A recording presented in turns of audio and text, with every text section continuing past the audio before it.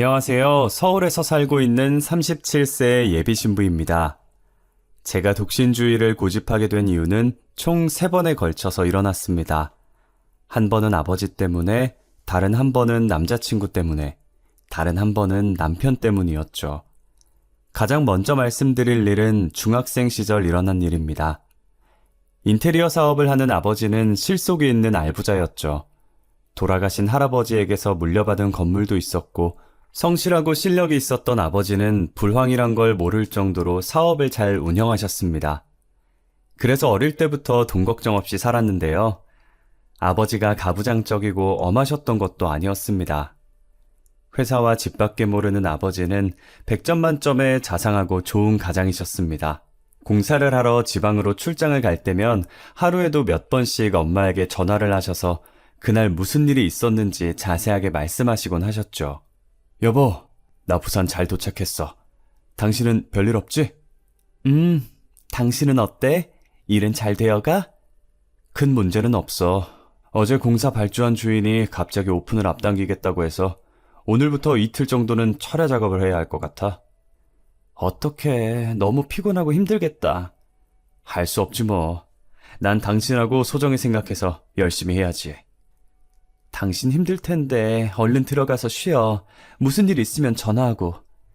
당신도 무슨 일 있으면 꼭 전화해야 해. 알겠지? 아버지는 몸은 떨어져 있어도 엄마랑 제 생각뿐이었어요. 주말이 되면 아버지는 늘 저희랑 같이 시간을 보내셨죠. 교회로 드라이브를 가거나 잘 알려진 맛집을 찾아 멀리 여행을 가기도 했어요. 엄마와 저를 끔찍하게 사랑해주는 아버지 덕분에 행복한 날들을 보내면서 중학교에 입학하게 되었어요.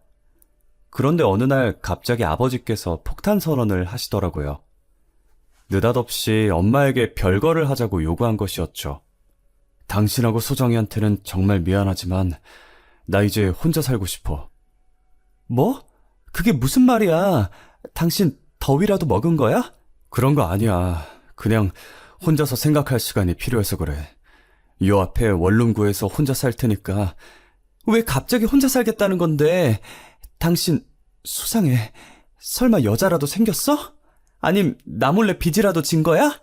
엄마가 대답해보라고 닥달을 해봐도 아버지께서 좀처럼 입을 안 여시더라고요.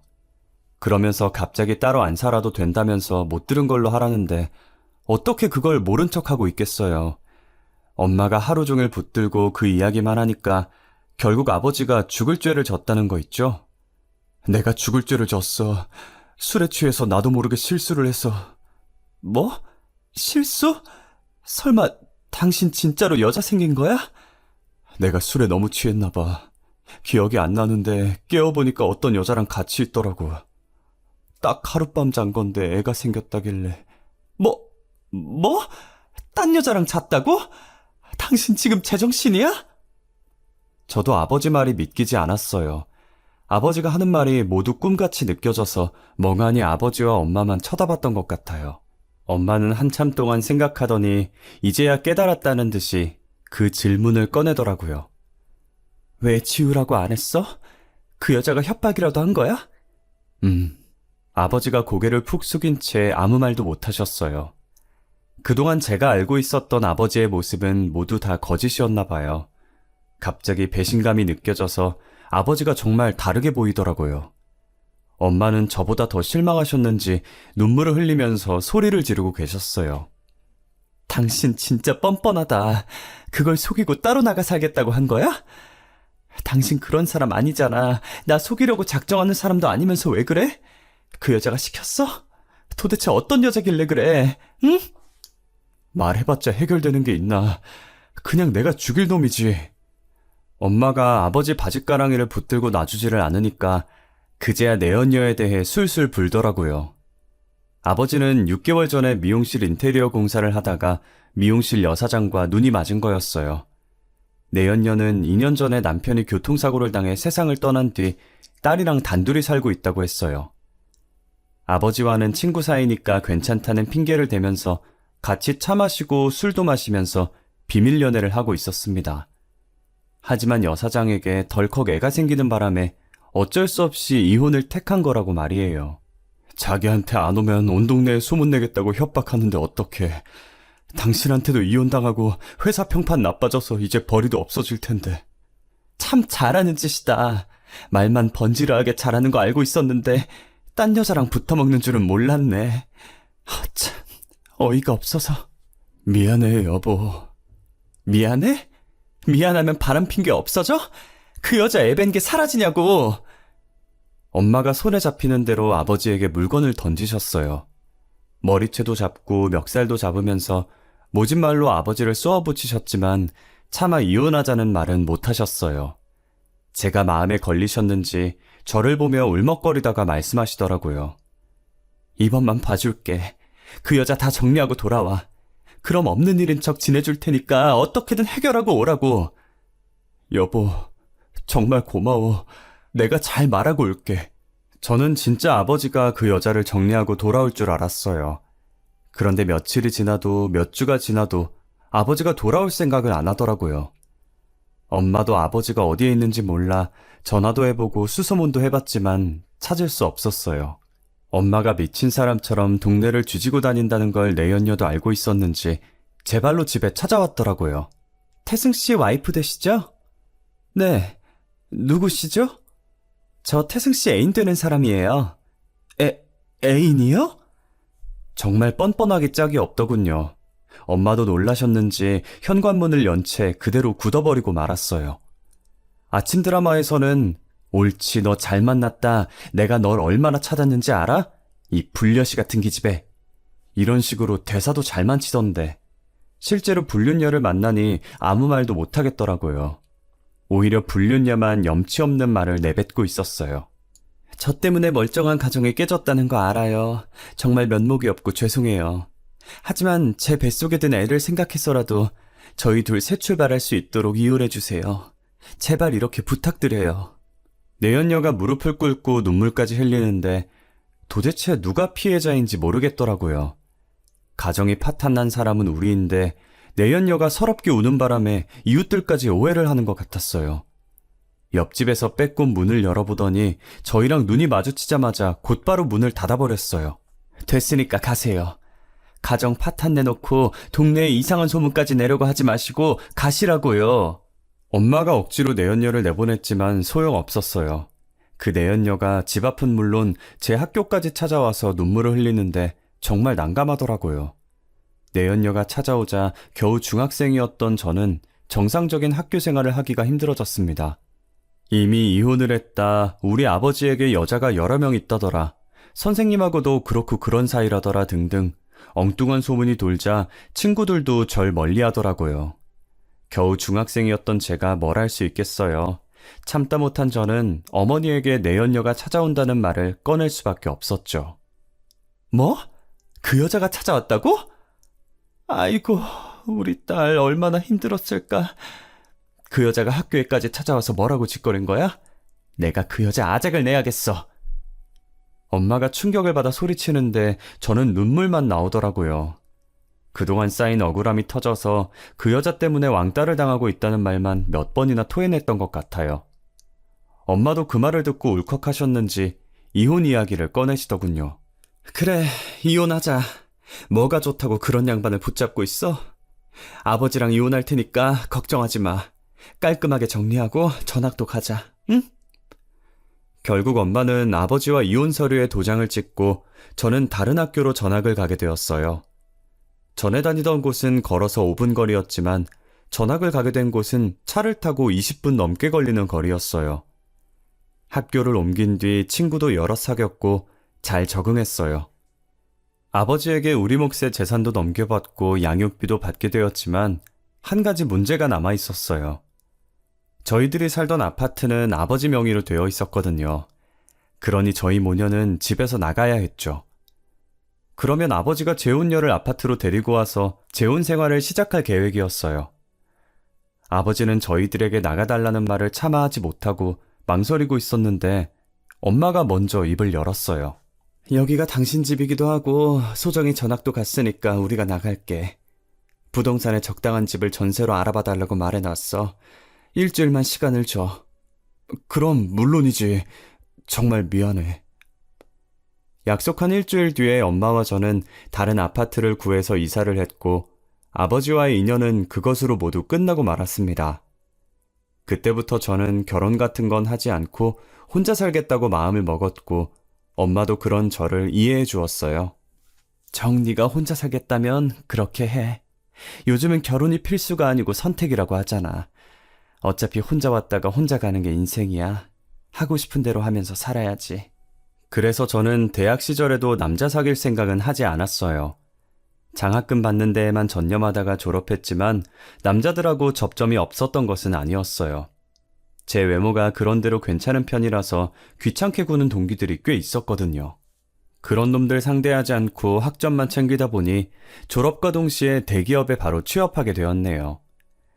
남들보다 좋은 커리어와 연봉으로 살고 있다 보니 연애를 하지 않아서 후회되는 점은 없었어요. 그렇게 5년 정도가 지났을까요? 회사 사람들이 제가 독신주의라는 걸 알고 있어서 다들 남자를 소개해주겠다는 말은 안 하더라고요. 결혼은 언제 할 거냐는 질문도 안 해서 마음이 편했어요. 그런데 어느 날 늘 점심을 같이 먹던 직장 언니가 저한테 소개팅 자리를 주선하려고 하더라고요. 소정아, 너 진짜 결혼 안 할 거야? 언니, 갑자기 그건 왜? 알잖아, 나 독신주의자인 거. 아무도 안 만나도 괜찮아. 너한테 꼭 소개시켜주고 싶은 사람이라서 그래. 우리 남편 후배인데 너무 괜찮아서 연결시켜주려고. 내가 만나봤는데 너랑 잘 맞을 것 같아. 저는 웃으면서 아직은 그럴 생각이 없다고 했지만 언니는 집요했어요. 한 달 전에 결혼한 신혼이라서 그런지 결혼하니까 너무 좋다는 말을 달고 살더라고요. 이러다 연애 좀 해라, 결혼 생각은 없냐는 말을 꺼내겠다 싶었는데 역시나 꺼내더군요. 너도 이제 곧 30이다. 더 늦으면 결혼을 하고 싶어도 못해. 내가 좋은 남자 소개해 줄 테니까 만나보자. 아, 언니, 나 남자 만날 생각 없다고 했잖아. 그럼 밥만 같이 먹어봐. 얼굴만 보는 건데 뭐 어때? 내가 만나봤는데 돈도 잘 벌고 진짜 잘생겼더라. 너 소개 안 받으면 땅을 치고 후회할 정도라니까? 안 그래도 언니가 집들이를 했을 때 만난 남편 후배 이야기를 한 적이 있었거든요. 그날 술을 마시면서 친해져서 그 뒤로도 몇 번 만난 것 같았어요. 저한테 남편 후배가 건축 설계사라서 직업도 괜찮고 성격도 좋은 것 같다고 여러 번 말했었거든요. 아니에요. 그런 자리 불편해서 체할 것 같아요. 에이, 딱 한 번인데? 딱 한 번 더 어려워? 당연히 저는 어렵다고 거절했죠. 그런데 절 볼 때마다 남편 후배 이야기를 꺼내는 바람에 노이로제에 걸릴 것 같았어요. 차라리 한 번 만나버리고 훌훌 털어버리고 싶어서 연락처를 달라고 했죠. 전화번호를 저장해서 메시지를 보내봤더니 생각보다 대화하는 게 재밌더라고요. 별거 아닌 이야기였지만 이것저것 물어봐주고 저한테 적극적으로 다가오는 게 새로웠어요. 그렇게 시덥지 않은 날씨 이야기, 취미 이야기를 나누다 결국 약속을 잡게 되었죠. 약속 장소로 가니 훤칠하게 생긴 남자가 일어서서 저를 반기더라고요. 안녕하세요. 강정호라고 합니다. 만나서 반가워요. 네, 안녕하세요. 제가 시간 맞춰서 올 걸 알고 있었는지 미리 와서 차도 시켜놨더라고요. 제가 좋아하는 차 종류도 기억해놓고 주문해 주어서 첫인상이 좋았어요. 게다가 언니가 말한 대로 잘생긴 얼굴에 친절하고 차분한 말투더라고요. 특히 저를 사로잡은 건 목소리였어요. 목소리가 되게 성우 같더라고요. 건축 설계 하신다고 들었는데 목소리가 성우 같으시네요. 아, 네, 감사합니다. 대학 다닐 때 방송반이었어요. 성우도 잠깐 꿈꿨었는데 어떻게 맞추셨네요? 제가 목소리가 좋다고 하니까 그런 말을 많이 들었다고 하면서 자랑을 하더라고요. 그 모습이 재수없거나 이상한 건 아니었어요. 재미있기도 했고 저한테도 칭찬을 많이 해주어서 어색한 것도 많이 없어졌거든요. 메시지로 대화한 것처럼 리드를 많이 해줘서 첫 만남인데도 몇 년은 만난 것처럼 편해졌어요. 그래서 또 만나고 싶다는 생각은 했었죠. 제가 급한 일이 생겨서 이렇게 차만 마시고 가셔서 어떡해요. 이왕 만난 거 더 오래 있고 싶었는데. 다음에 만나면 되죠. 일 끝나고 연락 주세요. 정호 씨가 먼저 더 같이 있고 싶다고 말할 줄은 몰랐어요. 그런데 솔직하게 감정 표현을 해주니까 제 얼굴이 다 빨개지더라고요. 그래도 최대한 티내지 않고 웃으면서 헤어졌어요. 집에 가서도 정호 씨가 계속 생각났어요. 연락은 언제 줄지 핸드폰만 보고 있는데 회사에서도 그러고 있다가 직장 언니에게 딱 걸리고 말았어요. 소정아, 그 남자랑 밥 먹었지? 어땠어? 어색했어? 먹었는데 나쁘지 않았어. 괜찮았던 것 같아. 그냥 괜찮은 느낌이 아닌 것 같은데? 너 아까부터 핸드폰만 쳐다보고 있잖아. 내가 언제 그랬다고 그래. 나 그런 적 없어. 에이, 나한테 속일 걸 속여라. 너 정우 씨가 완전 마음에 들었구나? 마음에 든 거 아니라고 시치미를 뗐지만 속으로는 더 만나봤음 하는 마음이 컸죠. 정호 씨도 그랬는지 저한테 연락을 꾸준히 했습니다. 몇 번만 만나보자고 했던 게 편한 친구처럼 사귀게 된 것 같아요. 그런데 자연스럽게 사귀게 된 게 참 문제인 게 만난 지 6개월이 지나도 애매하다는 생각이 들더라고요. 정식으로 사귀자는 말을 하는 것도 웃기고 우리 사귀는 거 맞지? 묻는 것도 웃겨서 그냥 얼렁뚱땅 데이트만 계속하게 되었어요. 그런데 한편으론 오히려 다행이라는 생각도 들었죠. 아직까진 사귀는 거나 결혼을 전제로 만나는 거는 부담스러웠거든요. 결혼 생각을 할 때마다 아버지가 떠올라서 정호랑은 친구처럼 만나서 밥이나 커피를 먹고 이런저런 이야기를 하는 게 딱 좋았어요. 시간이 흘러서 어느덧 3년이 지나자 제 마음도 달라지기 시작하더라고요. 이제 제 나이도 33이어서 어정쩡한 관계를 계속할 수 없다는 생각이 들었어요. 그래서 저도 정우에게 결혼 이야기를 꺼내려고 했죠. 흘리듯이 우리 결혼은 안 할 거야? 라고 말하려고 했는데 막상 만나니까 너무 긴장되더라고요. 평소처럼 맛집을 찾아가 밥을 먹는데 생각했던 말을 꺼낼 수가 없었어요. 그런데 정우가 먼저 나서서 무언가를 건네주더라고요. 소정아, 너한테 줄 게 있어. 정우가 건넨 걸 보니까 청첩장이었어요. 정말 어이가 없었죠. 어떻게 3년 사귄 여자친구한테 이걸 줄 수 있지? 싶어서 머릿속이 새하얘졌던 것 같아요. 제가 충격을 받아서 입만 뻐끔거리고 있으니까 아무렇지 않게 축하해달라는 말을 하더라고요. 나 곧 결혼해. 꼭 와서 축하해줘. 지금 나보고 축하해달라고? 우리 사귀는 사이잖아. 3일도 아니고 3년을 만났어. 그런데 어떻게 네 결혼식에 와달라는 말을 할 수 있어? 제가 정신 나간 것처럼 소리 지르니까 당황스러운 표정으로 저를 보고 있더라고요. 아니, 난 그냥 편한 친구라고 생각했어. 미안해. 뭐? 그럼 우리 둘이 잔 건 뭔데? 그 3년이란 시간 동안 우린 그저 친구였어? 그건 서로 좋으니까 같이 즐긴 거라고 생각했는데, 넌 그게 아니었어? 뭘 같이 즐겨? 이제 보니 나를 가지고 놀았던 거네. 너 진짜 쓰레기구나. 아니, 그럼 사귀는 사이에 밥만 먹고 모텔 가고 그래? 너도 아무 말 없이 따라오니까 즐기자는 소린 줄 알았지. 뚫린 입이라고 막말하네. 너 지금 민지 언니 때문에 그러지? 그 언니 남편이랑 같이 일하고 있어서 이러는 거잖아. 제 말이 맞는 모양이었어요. 전국을 찔렸는지 갑자기 아무 말도 못하고 꿀먹은 벙어리가 되어버리더라고요. 말도 안 되는 핑계를 왜 댈까 생각해봤는데 아무래도 정우를 소개시켜준 언니 때문 같았어요. 그거 아니면 이렇게 바보 같은 짓을 할 리가 없었거든요. 민지 언니의 남편이랑 건축 설계 관련 회사를 차린 걸로 알고 있었거든요. 너 설마 나 몰래 딴 여자랑 잤다가 애 생겨서 이래? 괜히 나랑 헤어졌다가 너 소개시켜준 언니랑 그 언니 남편이 결혼식에 찾아올까봐 이러는 거지? 네 사업 망할까봐? 그럼 언니한테는 그냥 파트너였다고 말하려고? 미안해. 어떻게 말해야 할까 고민하다가 나도 모르게. 그런다고 나한테 그런 말을 해? 말해봐. 그 여자 언제 만났어? 정호 말을 들어보니 몇 달 전에 상견례가 있었다고 하더라고요. 그놈의 사업이 뭔지 투자한 돈을 다 날릴까봐 저를 계속 만나왔던 겁니다. 치가 떨릴 정도로 배신감이 들었지만 보름 뒤에 결혼식을 올린다는 남자에게 바랄 건 아무것도 없었죠. 아버지에 이어 첫 번째 남자가 제게 결혼할 마음을 접게 만든 것이었습니다. 나중에 그 사실을 알게 된 민지 언니가 몸둘 바를 몰라 하면서 미안하다고 거듭 말했어요. 소정아, 정말 미안해. 그런 인간을 너한테 소개해주다니 나도 정말 몰랐어. 언니가 왜 미안해. 괜찮아. 이제 다 정리했어. 저는 웃으며 언니 잘못이 아니라고 했지만 그때부터 민지 언니는 저와 마주치는 걸 부담스러워하면서 피하기 시작했어요. 그러니 저도 회사 안에서 언니랑 지내기가 불편해졌고 정우와 헤어진 후유증도 커서 퇴사를 하기로 결심했어요.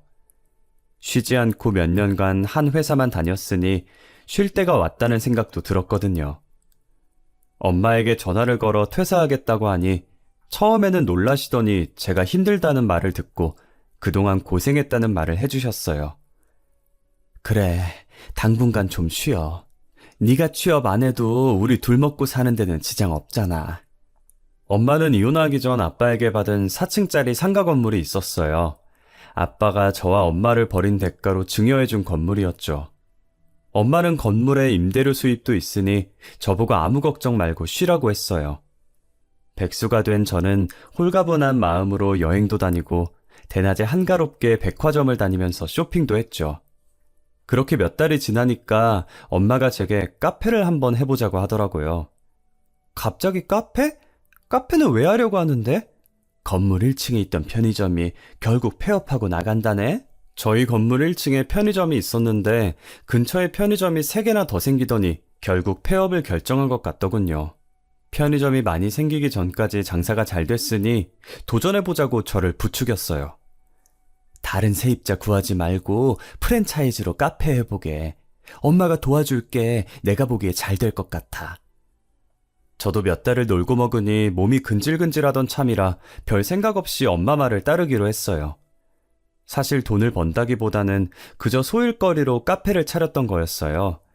요즘 프랜차이즈는 본사에서 다 지원해주기 때문에 장비 사용에 대한 간단한 교육만 받으면 되니까요.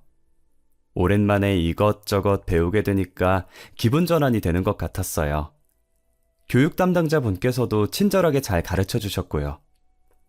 카페 운영은 처음이시죠? 저희는 다른 프랜차이즈하고는 다릅니다.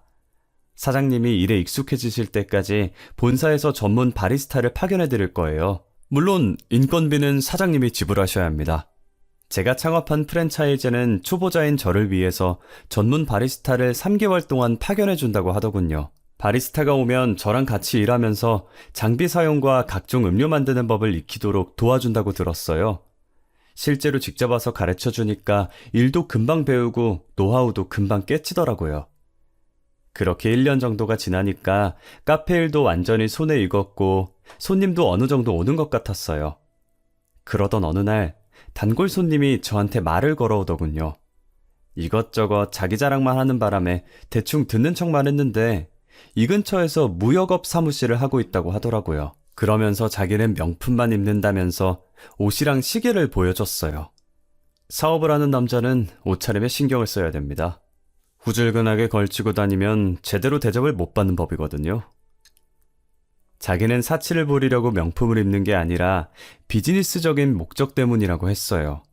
그래서 타고 다니는 차도 고급 외제차라고 하더라고요. 처음에는 허구한 날 돈 자랑만 해서 뭐 저런 사람이 있나 했는데 일주일에 서너 번씩 카페에 들리니까 익숙해지더군요. 딱 봐도 저한테 어필하려고 그러는 것 같았거든요. 일부러 찾아와서 자기가 얼마나 멋지게 일을 처리했고 어떤 사람들이 자기를 찾아주는지 이야기하는데 그 모습이 우습다가도 귀엽게 느껴졌어요. 왜 이렇게 자주 오냐고 물어보니까 제가 만든 커피가 자기 입맛에 딱 맞아서 그렇대요. 그러면서 귀가 새빨개지는데 조금 서툰 사람이라는 걸 알게 되었죠.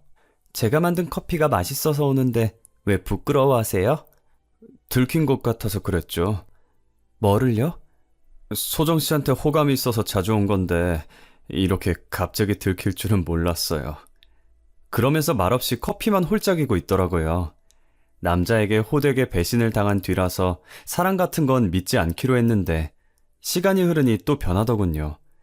오랫동안 혼자 지내서 그럴까요? 아님 30대의 나이에 어울리지 않게 저를 보면서 수줍어하는 남자라서 흔들리는 걸까요? 저도 제 마음을 잘 모르겠더라고요. 게다가 30 중반에 접어드니까 재력에 눈길이 가긴 하더군요. 재산이 200억은 넘는다고 하길래 한번 만나보고 싶다는 생각이 들었어요. 그런데 저한테 거짓말을 하고 있는 거라는 느낌도 들었죠. 대단한 갑부가 저 같은 여자에게 마음이 끌리는 게 이상했거든요. 제가 자꾸만 찾아오는 남자에게 제 속마음을 이야기하니 솔직하게 이야기해 주더라고요. 소정 씨도 알겠지만 돈은 저한테 충분하게 있으니까 돈 많은 여자보다는 제 마음이 끌리는 여자랑 함께하고 싶어요. 적극적으로 제게 다가오는 모습에 끌렸지만 쉽게 결정하지 못했어요. 그런데 매일 찾아와 차 한 잔, 커피 한 잔을 하다 보니 자연스럽게 식사도 함께하게 되더군요.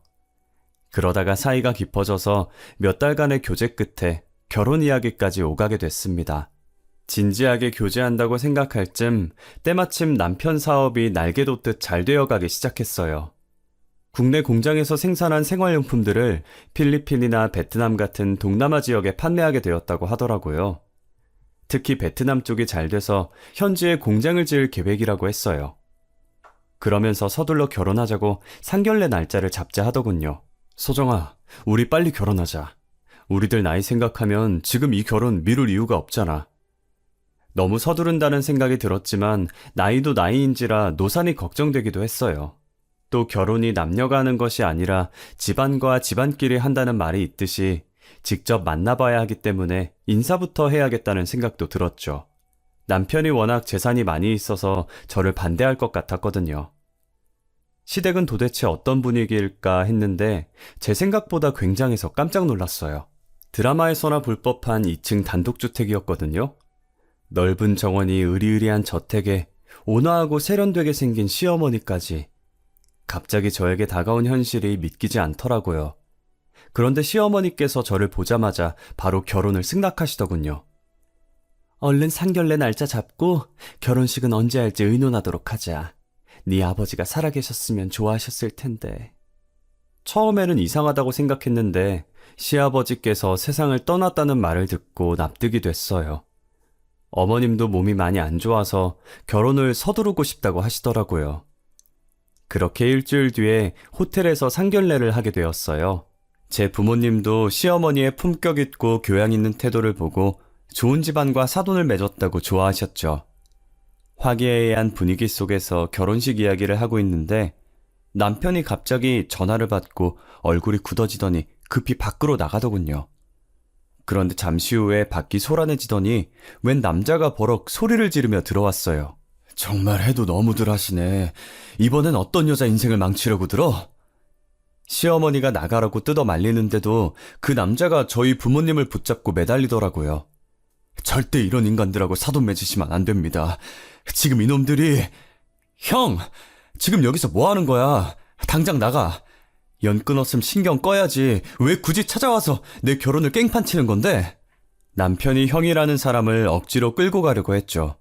그 남자가 귀엽고 버티면서 시어머니와 남편이 사기꾼이라고 난리를 피우더군요. 결국 호텔 직원들까지 달려와서 그 남자를 끌어냈습니다.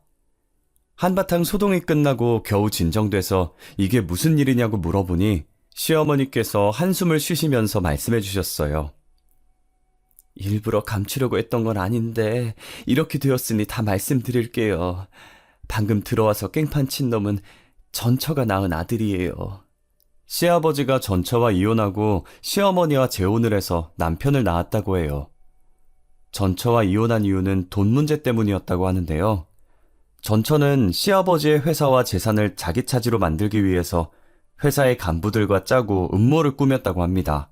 그것을 알아차린 아버님은 전처와 이혼하고 얼마 안 돼서 시어머니와 재혼했다고 말하더라고요. 그런데 당뇨와 고혈압 때문에 생긴 합병증으로 갑작스레 세상을 떠났다고 하고요. 시아버지가 돌아가신 뒤에 남편이 유산을 상속받게 되자 전처의 아들인 이복형이 찾아와서 자기 몫의 재산을 가져가겠다고 우겼다고 합니다. 재산을 주지 않았더니 아직도 남편과 시어머니를 협박하고 있다며 그래서 이 결혼 자리도 파토내려고 찾아온 거라고 하더군요. 당연히 저희는 믿지 못하는 눈으로 쳐다보니 급기야 눈물까지 흘리면서 말씀하시더라고요. 사돈은 저런 놈 말 믿으시면 안 되죠. 저놈은 지 아버지만 믿고 술과 도박에 빠져서 건달처럼 살던 놈이에요. 인생이 불쌍해서 재산을 조금 떼주었는데 그새 다 써서 더 달라고 계속 덤벼드네요. 시어머니는 남편 이복형이 알코올 중독 기질이 있고 정신이 온전치 못한 상태라고 했어요. 왜 결혼을 서두르나 했는데 엄청난 재산을 가진 시댁에 숨겨진 흑역사가 있다는 걸 알게 되었죠. 상견례 자리가 끝나자 남편이 울면서 이복형에게 당한 수모를 말하더군요. 자기가 만난 여자들한테 찾아가 헤어지게 만들고 헤어지지 않으면 협박까지 했다고 하더군요. 그것 때문에 정신과도 다니게 됐다면서 복용하던 약도 보여주길래 믿을 수밖에 없었죠. 물론 저희 엄마는 조금만 더 생각해보자고 하셨지만 남편이 너무나 불안해했어요. 틈만 나면 자기를 버릴 거냐, 이복형이 찾아온 건 아니냐, 저 없이는 못 산다고 매달리니까 안쓰럽더라고요. 게다가 제 눈치를 보면서 제가 좋아하는 건 다 하려고 하고 다정한 눈빛으로 봐주니까 남편을 놔줄 수가 없었어요. 헤어지기는 싫고 결혼은 고민되고 제가 애매하게 구니까 남편이 그럼 동거만 하자고 하더라고요. 그런데 결혼을 약속한 사이였는데 동거만 하게 되나요? 동거하다 보니 결혼한 거나 다름없다는 생각이 들더군요. 남편도 그렇게 생각했는지 갑자기 제게 결혼 이야기를 꺼냈어요. 나랑 같이 살아보니까 어때? 힘든 건 없어? 응? 당연히 좋지. 뭐가 힘들겠어. 당신이 집안일 다 하려고 하고 요리도 거의 다 해주잖아. 그러면 이제 결혼하는 건 어때? 사람들이 와이프냐고 물어볼 때마다 기분이 좀 그러네. 당당하게 내 와이프라고 말하고 싶은데. 남편이 저를 위해 정말 노력하고 있다는 생각이 들었죠. 제가 힘들까봐 집안일을 더 많이 하려고 하고 피곤해도 저랑 이야기하려는 게 느껴졌으니까요. 게다가 제 마음이 열릴 때까지 기다려줘서 혼인신고를 먼저 하기로 했어요. 남편이 저를 놓치기 싫다 워낙 때를 쓰니 저희 부모님 허락을 받는 대로 결혼식을 올리려고 했죠. 그런데 혼인신고를 끝내고 일주일 정도 지나니 남편은 여러 가지 이유를 대면서 제게 돈을 요구하기 시작했습니다. 여보, 혹시 2억 정도만 구해줄 수 있어? 아니, 갑자기 무슨 2억을 달라고? 그렇게 큰 돈이 왜 필요한 건데? 베트남 거래처에서 대금을 결제해주지 않아서 지금 쓸 자금이 전부 막혀버렸어. 남편이 베트남 거래처의 자금 사정이 안 좋아져서 한 달 뒤에나 해결이 된다고 하더라고요. 이러다가 큰일 날 것 같다고 저를 달달 볶는 바람에 말할 곳이 없어서 친정엄마한테만 슬쩍 말해봤죠. 물론 결혼을 반대할까봐 운영하던 카페 2호점을 만들고 싶다는 핑계를 대며 2억을 빌렸어요. 그런데 남편은 얼마 뒤에도 똑같은 이유로 제게 돈을 가지고 오라고 하더군요. 2억 빌린 지 며칠 되지도 않았는데 왜 그러냐고 따지니까 한 달 뒤면 돌려줄 수 있다고 큰 소리를 치더라고요.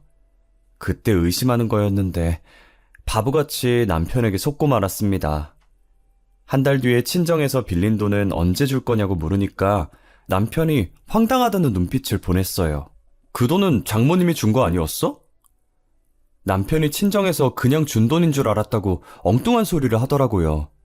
전 어이가 없었지만 남편이 돌려줘야 하는 줄 몰랐다고 발뺌을 하니 시어머니에게 전화를 했어요. 으리으리한 저택에 사는 시댁이라면 2억을 200만 원처럼 생각하고 돌려줄 줄 알았거든요. 그런데 시어머니께서 이상한 제안을 하셨어요. 내가 널 딸처럼 생각해서 하는 말이니까 오해하지 말고 들어라. 내가 돈이 좀 필요해서 말인데.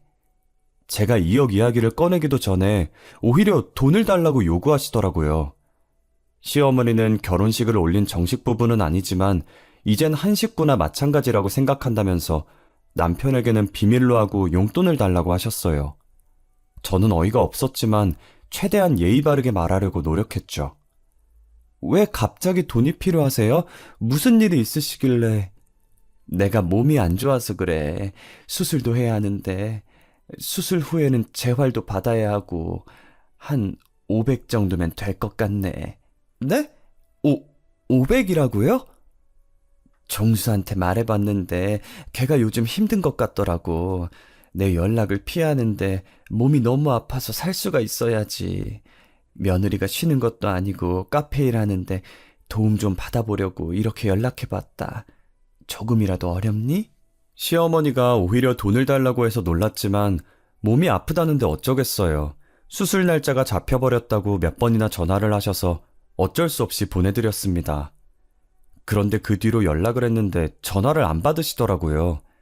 문자로 수술 날짜를 물어봤더니 사돈을 다시 봐야 한다는 둥, 결혼식 날짜를 받아야 한다는 둥 이상한 말을 자꾸 꺼내면서 제 질문에 답을 해주지 않았어요. 얼렁뚱땅 수술 날짜 이야기만 쏙 빼서 어디를 수술했는지도 들을 수 없었죠. 하지만 시어머니가 원래 몸이 안 좋다는 소리를 들어서 그런지 수술을 했다는 사실을 의심하지 않았어요. 하지만 어머님께서 어떻게 저희 엄마를 설득했는지 엄마가 갑자기 먼저 결혼식 이야기를 꺼내더라고요. 요즘 뭐해? 우리 사위는 잘 지내고 있니? 슬슬 결혼식 날짜 잡아야지. 결혼식? 며칠 전까진 조금만 생각해보라고 했잖아. 사돈이 너무 지극정성으로 연락하고 매일 보러 오는데 어떡하니. 명품이니 뭐니 좋은 거 사주고 비싼 밥만 얻어먹는데 내 눈치를 엄청 보더라. 우리 아들이 너무 좋아해서 결혼시켰으면 좋겠다고. 그런 말 듣고 있는데 내가 괜한 오해를 한 것 같더라고. 성치 않는 몸으로 저랑 남편을 결혼시키려고 온갖 고생을 다 하신 것 같더라고요. 시어머니를 당장 만나서 제대로 물어보려고 했지만 엄마가 저를 말렸어요. 행여나 사돈한테 내가 말했다고 하지 마라. 제발 말하지 말아달라고 사정하더라고. 아들 자존심 상할까봐 그러는 거겠지. 엄마가 이렇게 말하는데 어떻게 아는 척할 수 있겠어요. 좋은 시댁을 만났다고 애써 생각하며 결혼식 날을 정했습니다. 정신없이 남편과 같이 결혼식 준비를 하는데 정말 시간이 빨리 가더군요. 그동안 몇 번이나 시어머니께 연락을 해봤어요. 그런데 이제는 문자도 안 보시고 도통 연락이 안 되시더라고요. 남편한테 말하니까 몸이 안 좋으셔서 그런 것 같다고 말했습니다. 결국 어떻게든 만나뵈려던 시어머니는 결혼식장에서 겨우 볼 수 있었습니다. 수술을 한 몸치고는 생각보다 멀쩡한 모습으로 신부대기실로 들어와 축하를 해주시더라고요. 그래서 깜짝 놀라 드레스가 밟히는지도 모르고 자리에서 일어섰죠. 어머님, 몸은 괜찮으세요? 수술 날짜 이야기해 주신다면서 그 뒤로 연락이 안 돼서 걱정했어요. 얼굴도 예쁜데 이렇게 성격까지 좋을까? 수술은 잘 됐으니까 신경 쓰지 말아라. 이제 내 건강은 내가 챙길게. 아, 네, 어머님, 감사해요. 앞으로 아프시면 저 꼭 불러주세요. 아휴, 안 그래도 된다니까. 나는 하객들 맞아야 하니 나가 있으마. 걱정하던 시어머니를 뵈니까 긴장이 좀 풀리더라고요. 갑자기 화장실에 가고 싶어져서 들러리의 도움을 받아서 일을 보러 갔죠. 비어있는 칸으로 들어가 조심조심 드레스를 들어올리려는데 옆 칸에서 익숙한 목소리가 들려왔어요. 사장님, 저예요. 네, 카페를 담보로 하면 1억은 대출이 되는 거죠? 네, 제 며느리 카페예요. 서류는 전부 준비했고 오늘 괌으로 출발하면 내일 시작할 거예요. 네, 그럼 잘 부탁드립니다. 실수 없이 할게요. 아무리 들어봐도 시어머니 목소리였어요. 제 카페를 뭐 어떻게 한다는 거고 실수 없이 한다는 말은 또 무슨 말일까요? 순간 등골이 서늘해지면서 온몸에 소름이 돋더라고요. 저희가 신혼여행을 괌으로 가기로 했는데 저 몰래 제 카페에 대출을 받으려는 속셈이었죠. 그 사실을 알고 신부대기실로 돌아오니 머릿속이 엄청나게 복잡해졌습니다. 그 순간 남편의 이복형이 신부대기실로 급히 뛰어들어왔습니다. 여기 있으면 큰일 나요. 당장 나 따라와요. 어서! 거칠게 제 손을 잡길래 영문도 모른 채 뛰어야만 했습니다. 평소 같았음 뭐 하는 짓이냐고 뿌리쳤을 테지만 이복형에게 묻고 싶은 것들이 있었거든요. 한참을 달리다 결혼식장에서 떨어진 대로변까지 오게 되었습니다. 많이 놀랐죠? 미안해요. 하지만 상황이 너무 급해서 어쩔 수 없었어요. 만약 식 마치고 괌으로 갔으면 소정 씨는 전 재산 전부 날릴 뻔했다고요. 어떻게 알고 계셨어요? 저도 우연히 알게 돼서 깜짝 놀랐는데. 혹시 어머니께서 저를 이복 형제라고 하셨나요? 제가 그렇다고 하니 남편이 감추고 있던 비밀을 말해주더군요. 저는 정말 믿을 수 없어서 멍하니 이복형이 하는 말만 듣고 있었어요. 사실 종수는 제 이복 동생이 아니라 친동생이에요. 그리고 부끄럽지만 저희 어머니랑 제 동생은 돈에 미쳐서 여자한테 사기치다가 저한테 걸려서 저는 가족들과 연을 끊은 상태고요. 이복형을 제외한 모든 가족이 사기꾼이었다니 너무 큰 충격을 받아 숨도 제대로 쉬지 못하고 듣고만 있었습니다. 종수 그 자식은 3년 전에도 제 친구 여동생을 홀려서 돈을 뜯어내려다가 다 들켜서 교도소까지 갔다 왔어요. 제가 종수를 욕하자 어머니는 오히려 종수 편을 들면서 이렇게라도 돈을 벌어야 된다며 정신 나간 소리를 해댔어요. 지금 제가 들은 말이 전부 사실인가요? 그럼 그쪽이 상견례장에 찾아온 것도 사기를 막아주려고 온 거고요? 네. 어머니랑 종수가 또 결혼을 준비한다길래 그쪽한테 또 무슨 짓을 벌일까 두려워서 제가 나선 겁니다. 사건의 전말을 알게 되자 저는 기가 막혀서 허탈한 웃음이 나왔어요. 다행히 저는 그 길로 결혼식을 파토내고 곧바로 변호사와 상담하여 남편에게 이혼 소송을 걸었습니다. 잠시나마 사기꾼들을 가족으로 생각했던 제 자신을 원망하게 되더라고요. 물론 사기꾼 시모와 남편 둘 다 사기죄로 형사고발했습니다. 고소장을 확인한 전 남편은 끝까지 저를 속이려고 달콤한 말만 늘어놓더라고요. 난 어머니한테 이용당한 거야. 나도 이렇게 살고 싶지 않았는데 자기 말대로 하지 않으면 너한테 다 말해버릴 거라고 해서 그게 너무 무서워서 그랬다고. 이러면서 눈물을 흘리는데 이제는 불쌍하지도 않고 정말 가증스럽더군요. 이런 남자가 뭐가 좋다고 결혼을 하겠다고 마음을 먹었는지 아직도 제가 너무 바보같이 느껴집니다. 세상 물정 모르는 어린애도 아니고 다 큰 여자가 이런 일을 당했다고 하면 비웃음을 당할까봐 어디에다 대고 말도 하지 못했습니다. 그 뒤로 아무도 믿지 못하고 연애도 결혼도 모두 다 포기한 상태입니다. 아버지의 불륜에 첫 남자친구의 배신, 그리고 사기꾼을 만나 망가진 제 인생. 한 사람이 당한 수모라고 하면 누가 과연 믿어줄까요? 독신주의를 넘어서 이제 사람도 믿지 못하겠는데 저는 어찌하면 좋을까요?